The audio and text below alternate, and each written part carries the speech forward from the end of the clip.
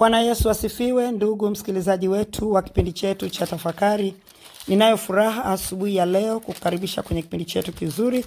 Nami ninakusalimu katika jina la Yesu Kristo, siku ya leo ambayo Bwana ametujalia neema hii ya pekee.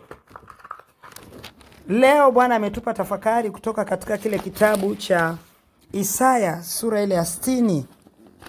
Isaya sura ile ya 60 mstari wa kwanza. Biblia inasema, Ondoka ukaangaze, kwa kuwa nuru yako imekuja. Ondoka ukaangaze, kwa kuwa nuru yako imekuja, na utukufu wa Bwana umekuzukia. Maana tazama, giza litaifunika dunia, na giza kuu litaifunika kabila za watu, bali Bwana atakuzukia wewe, na utukufu wake utaonekana juu yako. Ondoka uangaze ni neno ambalo Bwana anatupa siku ya leo. Ni nani anatambua ama anaitakiwa kuondoka na kuangaza? Ni kanisa la Kristo. Ni ulimwengu ambaye miaka 2000 na Yesu alizaliwa, akaja kwa ajili ya ukombozi wa ulimwengu. Na tokea wakati huo neno hili bado linabeba uhai na uzima wake kwetu sisi, kwa maana ya siku mtu anapookoka ndio siku yake ya kuondoka na kuangaza. Maana katika kuishi kwa mwanadamu nje ya wokovu ni kuishi kwenye giza. Anaposema ondoka uangaze na kuwa nuru yako imekuja, kuna upande wa nuru, kuna upande wa giza. Kuna wakati wa kulia, kuna wakati wa kucheka. Kila kitu kinabeba the opposite, yani kina sehemu yake ya upande wa pili, na sehemu ya upande wa pili inabeba tafsiri tofauti na sehemu ya upande huo wa kwanza, ama huo ambao unaoonekana. Ukisoma Mhubiri sura ile ya 3 anasema, kwa kila jambo kuna majira yake, na wakati wa kila kusudi chini ya mbingu. Kuna wakati wa kuzaliwa na wakati wa kufa. Wakati kuna watu wako mahali fulani wanalia kwa sababu wameondokewa na mpendwa wao. At the same time, kuna watu mahali wanafurahi kwa kukaribisha nafsi hai kwenye familia. Anasema kuna wakati wa kupanda na wakati wa kung'oa yaliyopandwa. At the same time, wakati mtu mwingine ama watu wengine wanang'olewa ama wanapandwa, kuna pandwa vitu ndani yao, lakini kuna watu wengine kuna vitu vinang'olewa ndani yao. Kwa hiyo katika majira kuna mambo huwa yanafanyika upande huu na upande huu, lakini yote yanaashiria maana. Kuna wakati wa kubomoa, kuna wakati wa kujenga. Sahihi kuna mtu mahali anabomoa nyumba aliyojenga, lakini sahihi kuna mahali mtu anajenga nyumba. So hivi ni vitu ambavyo vinafanyika. Kinachojalisha ni kwamba kwa upande wa huyu anayebomoa majira yanasomeka vipi, na kwa upande wa huyu anayejenga majira yanasomeka vipi. Kuna wakati wa kuomboleza na wakati wa kucheka. Hata sahihi tunazungumza kuna watu wanalia. Hapa tunazungumza kuna watu wako kwenye msiba, wanalia kwa sababu ya kuondokewa. Lakini hapa tunazungumza leo siku ya Jumamosi, kuna watu wanacheka, wanafurahi, wanavaa saizi, wengine wako saluni wanatengeneza nywele zao, wengine wako hapa na pale wanajiandaa kwenye shamra za harusi na mambo mengine.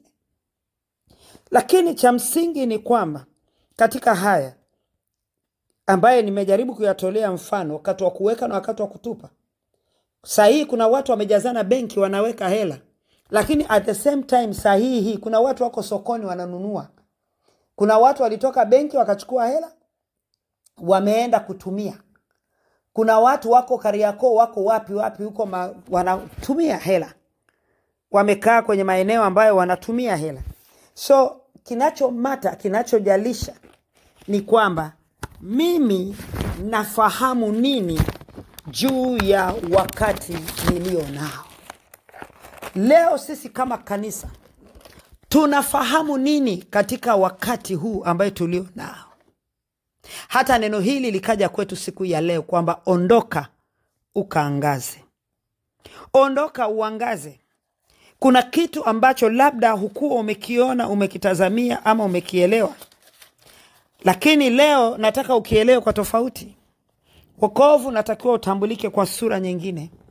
Kila siku inaposogea, tunaposogea mbele katika kuendea siku zetu za mbele, kuna kitu ambacho lazima tuwe tunakitazama kwa sura yenye mtazamo wa wakati huo.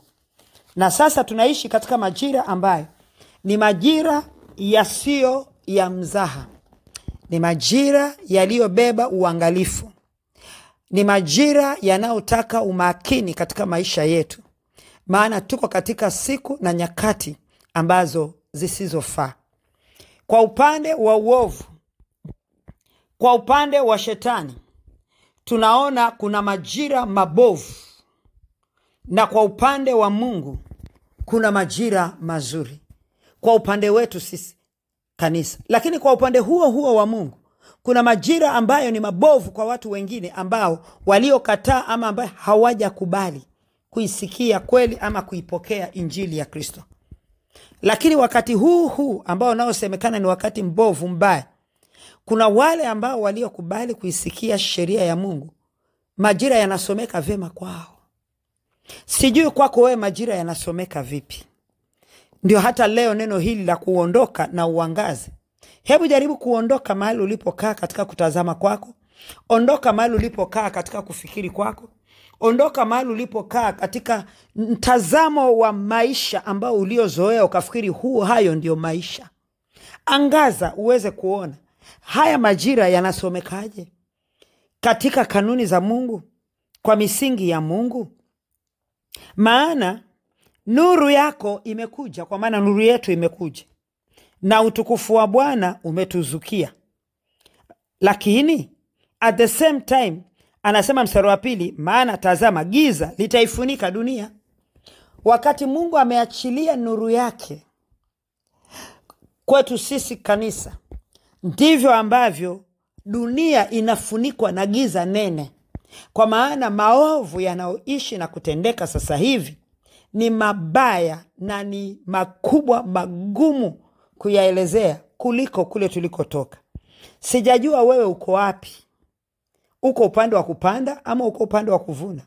Uko upande wa kulia ama uko upande wa kucheka? Uko upande wa kutapanya ama uko upande wa kukusanya? Uko upande gani? Nataka tafakari yetu ya leo ijikite hapa. Nuru imekuja, lakini na giza linafunika. At the same time, nuru imekuja, lakini na giza limefunika. Kwa maana uovu umekithiri. Anasema na giza kuu litaifunika kabila zote za watu. Kwa nini? Anasema lakini bali Bwana atakuzukia wewe.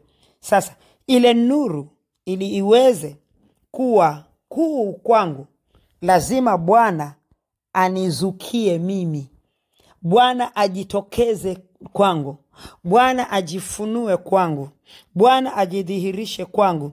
Ndiposa utukufu wake utaonekana juu yangu. Anasema bali Bwana atakuzukia wewe na utukufu wake utaonekana juu yako. Alafu sasa, upande nuru imezuka, upande giza limefunika. Lakini katika hayo inategemea nimeelewa nini na nimejua upande wangu ni upi, na ule upande wangu ndio utakao sababisha mstari wa 3 utimilike. Mstari wa 3 anasema hivi katika Isaya 60, na mataifa wataijilia nuru yako. Kwa manake wakati kati ya giza nene ambalo limefunika ulimwengu, limefunika dunia, mimi ambaye naishi na nuru ya Kristo, niliyetambua, niliyeamua, niliyeelewa, na nuru ikanizukia mimi, mataifa watanijilia mimi, kwa sababu wataiona nuru wakiwa gizani. Bwana Yesu asifiwe sana. Anasema na wafalme kuujia mwanga wa kuzuka kwako. Haleluya. Watu watatoka kwenye giza hilo hilo ambalo limefunika dunia, wataiona nuru, na watakapoiona wataijilia mwanga. Sasa mimi natakiwa kama kanisa la Kristo ni reflect, ni akisi ile nuru ya Kristo, utukufu wa Kristo, hata watu waone ule mwanga unaotokana na ule utukufu. Usafi wa Kristo ni uakisi mimi, hata watu waweze kumuona Kristo katika maisha yangu, katika mwendo wangu, katika kunena kwangu. Ndipo wale waliokithiri kwenye giza nene hawataacha kuiona nuru. Hakuna mahali nuru ikazuka na ikaacha kuonekana. Ingia kwenye msitu mnene, lakini katochi kadogo kanatambulisha kwamba kuna kitu kile kinatokea pale. Kwa hiyo huu ni wakati ambapo sisi kanisa la Kristo tunatakiwa kuwaonyesha watu wanaoishi, ama kuwatambulisha watu wanaoishi kwenye giza nene. Giza nene, dunia iliyokithiri giza hilo, dunia iliyobebwa na giza hilo, lakini waione ile nuru ya tochi pale, waseme jamani, kuna yule na yule pale, kuna yule, mbona huyu mtu yuko tofauti? Mbona usemi wake uko tofauti? Yesu alipopelekwa kwenda kushtakiwa, Petro alikuwepo pale. Kati ya watu walikuwepo, watu walikuwa ni wengi, lakini waliweza kutambua ya kwamba Kristo alikuwa na Petro alikuwa na Kristo. Kitu gani kilifanya? Kuna nuru iliyokuwa inaangaza kwake alipokuwa na Kristo, ikaendelea kuonekana kwenye usemi wake, kwenye muonekano wake, kwenye tembea yake, kwenye vaa yake, kwenye muonekano wa kila sampuli, tabia, everything ilionyesha ya kwamba jamani, huyu. Mara 3 Petro anakataa, lakini anasema hai jamani, mbona hata usemi wake unafanana na yeye? Usemi wako unafanana na nani ndugu yangu?